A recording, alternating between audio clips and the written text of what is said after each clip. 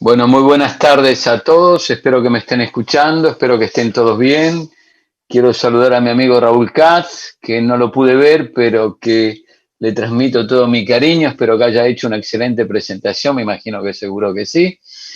Y nada, saludar a mi amigo Negrete y por lo tanto voy directamente a la presentación, espero que me puedan escuchar, si no me pueden escuchar me manden un WhatsApp, si no hacen señal de humo, que a veces la tecnología funciona, pero señal de humo funciona mejor. Y con el humo me informan si me escuchan o no me escuchan. Así que yo empiezo y procedo con la presentación. Esta es una presentación de un policy brief que hizo la CEPAL, como ustedes bien saben, ha hecho una serie de documentos sobre el impacto de la crisis COVID, también sobre la parte más epidémica, pero fundamentalmente sobre el impacto social y económico. Dentro de esas policy brief, la CEPAL ha dedicado particular atención al tema productivo, al tema de transformación productiva, al tema de tecnologías de información.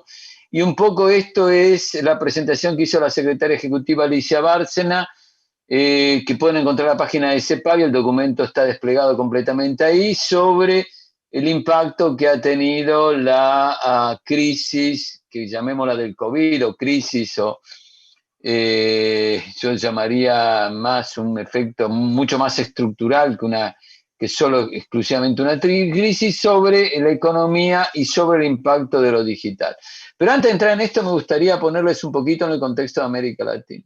Y como ustedes saben bien, que ante todo una crisis de este tipo ha tenido altos costos de salud, ha tenido medidas de contagio en casi todos los países a nivel regional. Hay que decir la verdad que todos los países a nivel regional han implementado políticas de cierto tipo, sociales, para parar la pandemia y el contagio, manteniendo la distancia social, pero desde el punto de vista económico y social todos han intervenido en el sistema productivo, en la parte social y toda la parte que tiene que ver para sostener la actividad económica del empleo. Y es evidente que esto se da en un contexto extremadamente complejo, donde hay una contracción de la demanda global, eso se dio efecto dominó y todavía no está terminado. Empezó por China, pasó por Europa, llegó a América del Norte, se bajó sobre todo a América del Sur, y el impacto, todavía el agregado de ese impacto, de este efecto dominó, no se tiene muy claro, pero seguramente lo que podemos decir nosotros es que hubo inicialmente un efecto de una crisis de oferta muy fuerte y también una crisis de demanda realmente considerable y realmente importante. Hoy como hoy la oferta empezó a reactivarse, pero nos damos cuenta que hay un tema de demanda realmente importante. ¿Cuáles son los canales donde esto se propagó a nivel global? Bueno, evidentemente la caída del comercio, la suspensión de la cadena productiva, la suspensión de los procesos productivos.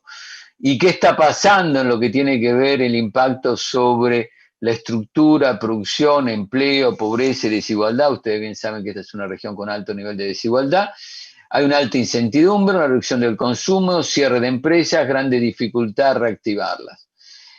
Pero lo que más importa es que cuando golpea todo esto a América Latina, uno se hace la pregunta en qué condición estaba la región. La región venía sin crecer mucho, crecía muy poco, y en qué había mejorado un poco la desigualdad, había mejorado un poco los indicadores de pobreza, pero igualmente estructuralmente estamos en una situación delicada. No sabíamos si íbamos a movernos hacia mayor crecimiento, hacia menor, pero estamos en un punto complejo. Casi toda América Latina tenía una tasa de crecimiento, se estimaba en torno al 2, y hoy, como se dan cuenta, mucho más baja.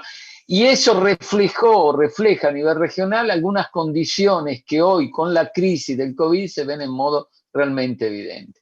No comprender el impacto que ha tenido eso, las condiciones estructurales, con lo que podemos llamar nosotros hechos estilizados, lo que más afecta a la región, sería no comprender la región. Y tratar de ver la región como serían los parámetros de otras partes del mundo sería cometer un error. ¿Cuáles son aquellas características, por lo menos como CEPAL definimos en modo claro y evidente? La primera tiene que ver con un sistema de bienestar insuficiente y fragmentado, y eso nos hemos dado cuenta cuando ha golpeado la crisis. Un sistema hospitalario, un sistema de médico, un sistema de acceso, algunos países mejores que otros, algunos muy bien, y lo hemos citado en algunos documentos, tipo Uruguay, tipo Costa Rica, tipo otras economías que tienen un sistema social mucho más difundido que ha mostrado, pero muchas de ellas. Pero igualmente tenemos un sistema fragmentado. Usted se imagina en condición de informalidad accediendo al mercado, accediendo a la salud, es realmente muy complejo y muy difícil. Una estructura productiva que continúa a diversificarse bien poco, un lock-in de la estructura hacia recursos naturales y mucho más especializándonos en lo que teníamos, poca difusión de las nuevas tecnologías sobre la estructura productiva, el problema de restricciones externas sigue estando, la heterogeneidad estructural, la diferencia de productividad que tenemos entre pyme, media y grande empresa sigue siendo brutal, y una alta informalidad económica. Me voy a parar solo sobre la alta informalidad económica, porque si uno no piensa América Latina en una alta informalidad económica, no comprenden incluso el impacto de la crisis y no comprende tampoco el impacto que puede tener. ¿Qué quiere decir una persona informal? Una persona que no es que es informal porque lo eligió, no quiere pagar impuestos, eso lo sabemos todos. Es informal porque tiene un trabajo, necesita salir a trabajar todos los días y no tiene un salario garantizado, no tiene un sistema de welfare muchas veces garantizado, no lo tiene, no tiene un sistema de acceso a TICS muchas veces garantizado, los hijos no tienen acceso a todo eso. Ahora, cuando encontramos un sistema donde la región se mueve con valores de 35, 45, hasta 50% de niveles de informalidad, ustedes se imaginan lo que es el impacto de las TICs. Entonces, cuando uno habla de TICs, tecnología de información, no comprender esa condición estructural de la región sería cometer uno de los más grandes errores analíticos y errores de propuesta de política que se puede hacer. Por lo tanto, cuando uno habla de esta tecnología y puede hablar de todo el bien que pueden producir, tiene que bajarlas, jalarlas, llevarlas a un contexto muy específico, que es el tema de la alta informalidad y heterogeneidad productiva. América Latina con esto tiene un grande riesgo y es la preocupación de la CEPAL. Puede haber una transformación regresiva, un aumento de la pobreza, mayor desigualdad, vulnerabilidad económica. Ahora, cuando vamos a ver el tema de las tecnologías de información, a mí me interesa que tengan eso en la mente, que lo lean a la luz de eso, porque si no, vamos a pensar como que esta política, tenemos que tener una política que tenga una difusión y una homogeneidad y llegue a aquellos sectores que no pueden tener acceso a esta tecnología. Tenemos que pensarlo como algo amplio, no podemos pensarlo como algo que solo trae beneficio o leerlo a la luz de la lupa de un grande player global o una grande plataforma. Ay, mira qué lindo que me llegue. No. La región hay que leerla desde otro punto de vista. Y les voy a mostrar algunos indicadores que nos preocupan y algunas cosas banales que se dicen sobre eso que hay que tener muchísima atención. Solo el 67% de los habitantes, 60% de la región usa Internet. Y esto es muchas veces un tema de acceso, muchas veces es un tema de recursos, muchas veces es un tema de, quiero decir, de la capacidad de no poder pagar este tipo de servicios, muchos temas, un tema de formación. O sea, hay algo en la región que todavía nos da parámetros de acceso a usar Internet relativamente bajos.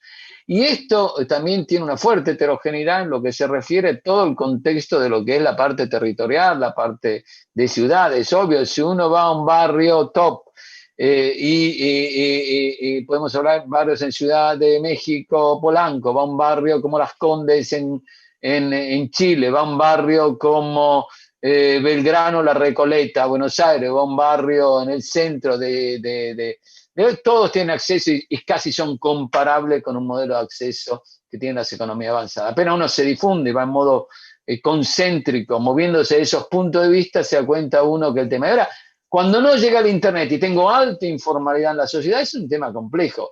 Y por eso nosotros empezamos a pensar que cada vez que tengo que acceder a una persona informal para dar un subsidio, dar un salario, agregar, esta persona no solo es una persona que contablemente no está en el sistema, una persona que tampoco muchas veces en el welfare está en el sistema, pero tampoco la puedo rebuscar y llegar por el tema de TICS, por un tema de que tiene un poco acceso. Entonces, ustedes se dan cuenta que el tema es estructuralmente complejo. La baja accesibilidad consolida la exclusión de los hogares de mejores ingresos. Y eso sigue siendo un tema fundamental. Es distinto, es heterogéneo entre los países, pero sigue siendo un tema fundamental. Y miren que ahora es seguro y va a ser evidente que el impacto de esta crisis va a ser todavía el problema de accesibilidad mucho más grave y mucho más difícil. Así que el servicio de banda ancha móvil fija para el primer quintil cuesta entre el 14 y 12% del ingreso. No way, no hay modo. Pero no es solo eso. Ustedes se imaginan que esta gente, a estas personas, los sectores informales, lo golpea la crisis. Tienen que buscar un salario y después le pedimos que se conecten. Sí, pero si se conecten, si no tienen salario, ¿cómo lo va a hacer? Y aparte el costo es muy alto. Entonces el modelo es lo que es la preocupación nuestra, que es un modelo de lock-in, en que va a seguir excluyendo, y la preocupación nuestra es que tenemos que intervenir para que esto no pase. El 2/3 de los países no alcanzan los requerimientos de velocidad de descarga necesarios para desarrollar soluciones digitales. Y este es un tema, miren, muy importante y lo hemos visto muy claramente en la situación. Muchos acceden a poco y cuando uno tiene una familia, que el niño, por ejemplo, tiene que tener una formación y tiene que poder acceder a un servicio para teleeducación. Pero la escuela es una escuela en un sector que son los sectores los quintiles más bajos, más pobres. Y al mismo tiempo el acceso a la línea que tiene es bajo.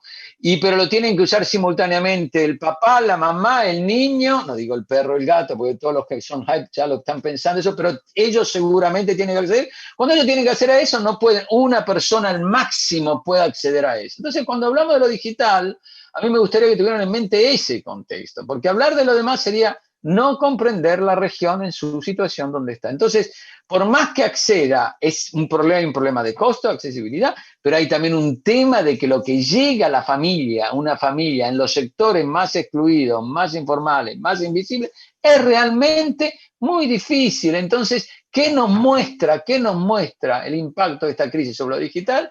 Que las condiciones estructurales a nivel regional son extremadamente potentes y fuertes y hay que pensar cómo modificar esas condiciones estructurales. ¿Cuáles son las soluciones digitales que ha tenido la región? Muchísimas, pero cuando uno dice el teletrabajo, qué lindo el teletrabajo. Entonces uno va al teletrabajo y se da cuenta que solo el 21,3% de los ocupados puede trabajar. El sector informal es casi todo excluido, ciertos sectores en sector servicios son también excluidos, y al final uno cuando va a ver y cruzaría estos datos con los quintiles, se da cuenta que los quintiles que están mejores son los quintiles que pueden acceder al teletrabajo. Entonces el modelo es un modelo de lock-in. Cuando uno lee esta tecnología y no lee ese lock-in que está generando a nivel de sociedad, uno después se va a encontrar con una sociedad que va a tener dificultades para introducir esa tecnología en los sectores productivos, ser más competitiva y todo. Entonces, no comprender eso nos preocupa. Y el tema del teletrabajo tenemos que tomarlo como un tema muy serio. Está muy lindo, qué lindo que es, puede ser, debe ser, nos dimos cuenta que, pero cuando vamos a ver lo que pasa a nivel regional nos muestra una falla más grande que tenemos a nivel estructural. La escasa conectividad lo sigue limitando, como lo dije presente, y lo va a seguir limitando por muchísimo tiempo, y va a seguir golpeando siempre los mismos sectores y el mismo tipo de personas. ¿Quién puede trabajar desde trabajo? Va a profundizar desigualdades y vulnerabilidades. Eso lo tenemos bien claro y se está ya viendo. Entonces, trabajar sobre este tipo de temas requiere política donde el Estado, las empresas, las plataformas puedan discutir y presentar un fenómeno realmente importante para poderlo resolver. Entonces, a ver, si uno tuviera que hacer un análisis y dice, cuando llegan estas tecnologías, ¿cómo nos están impactando? Uno se da cuenta que hacen ver más fuertes las condiciones, las asimetrías estructurales que tenemos, las desigualdades, la informalidad y cierto tipo de actividades que tenemos a nivel regional, y nos hace darnos cuenta que si no se interviene rápidamente sobre ello, usando esta tecnología también, pero con otras políticas complementarias, el modelo no se va a resolver.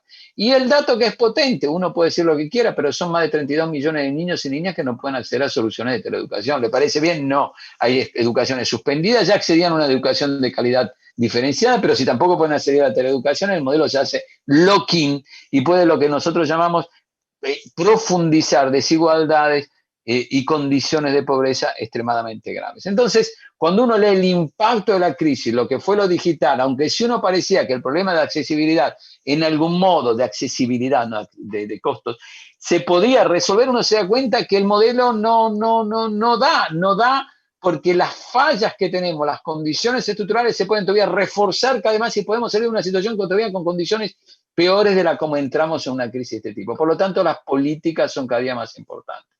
Y cuando entramos al sector productivo, ¿qué pasa? Nos damos cuenta que va a haber un fuerte impacto, lo dijimos bien, en el sector de turismo, hoteles, restaurantes, significativo en otros sectores y moderado en algunos. Pero hay una parte que nos preocupa mucho, que las industrias en tecnologías más intensivas van a estar fuertemente golpeadas. Es un tema para nivel regional que es importante, pero una de las condiciones fundamentales para poder crecer, para distribuir mejor, para tener mejor empleo y diversificación, es poder tener una diversificación en industrias y tecnología que nos permitan en algún modo ser más intensivos, pero que ocupen mucha gente y esté muy diversificado. Pero si esto también me impacta ese tipo de sectores, probablemente voy a tener una situación que va a ser extremadamente compleja. Y este es otro de los datos. A la informalidad que teníamos, las condiciones se van a sumar una condición de cierre de empresas mucho más alto, si las empresas pequeñas más afectadas, o sea, a la informalidad se va a sumar informalidad.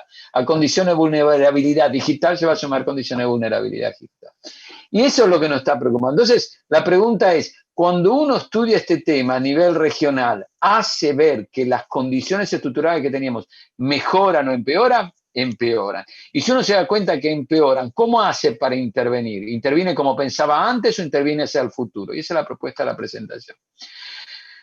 Muchas de las empresas online crecieron y muchas están teniendo una enorme posibilidad. Ahí hay una enorme diferenciación a nivel sectorial, los sectores se están dividiendo, las productividades están manteniendo una heterogeneidad muy alta, pero seguramente lo digital permite y da una oportunidad a sectores realmente de poder salir. Entonces aquí uno se ve ya la oportunidad, como por ejemplo podría haber todo el tema de la oportunidad en las empresas que están conectadas online, pero también puede haber todo el tema de la oportunidad en todo lo que son los sectores más vulnerables, los niños que están excluidos, la teleeducación y todo ese tipo. Por eso a nosotros nos interesa leer lo digital como una parte de la construcción de una política de un welfare state.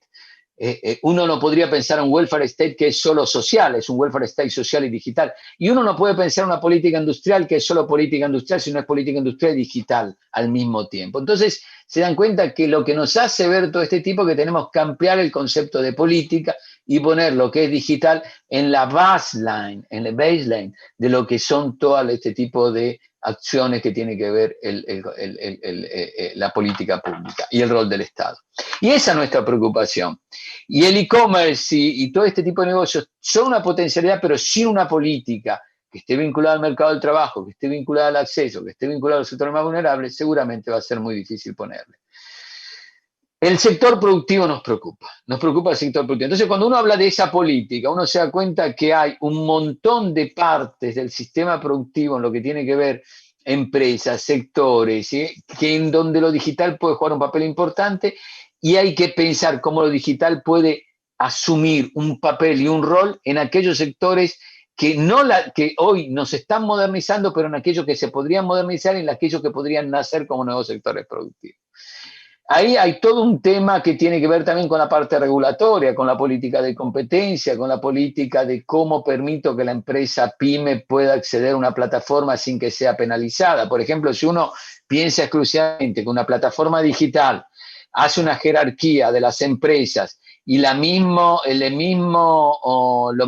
que organiza la estructura de un supermercado, lo hace en lo digital y excluye las pymes, evidentemente las pymes, que son parte fundamental, el 80% del empleo en América Latina, no van a tener salida. Entonces, pensar una política de regulación, una política de competencia es extremadamente importante.